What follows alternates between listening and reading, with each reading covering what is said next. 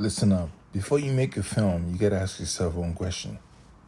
Just one question. Can we talk about your film for 10 years? Can we talk about your film for 10 years? Scarface, Al Pacino. American Gangster, Denzel Washington. Pulp Fiction, Quentin Tarantino. Dog Day Afternoon, Al Pacino. Heat, De Niro, Chino. Right? Jackie Brown, Quentin Tarantino.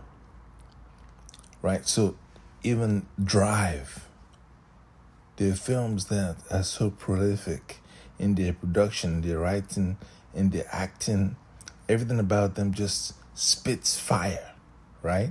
So when you're writing a film, ask yourself, can we talk about this movie for 10 years?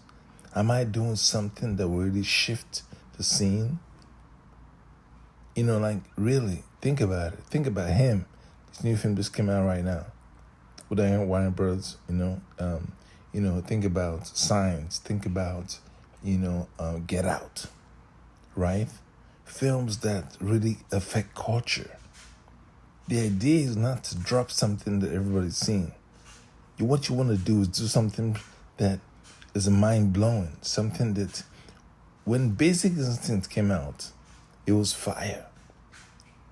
It was the baddest movie out there, right? So every generation has their stars.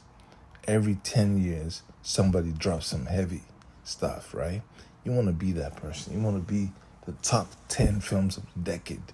That's the way you got to look at it. Like, you're not trying to make films for NBC. You're not trying to make films for TV. You're making films on motion pictures. You're directing pictures for the big screen.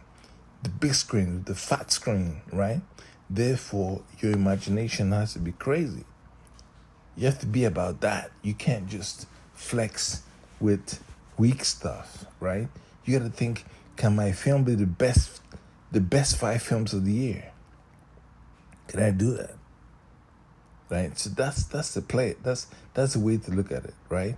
So there's some films that are so good that when you act in them, you don't have to make another film for 5 years. It's so strong,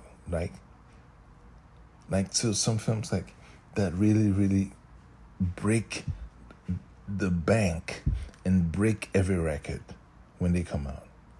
That's the goal, right? Try to be the best in everything you're trying to do.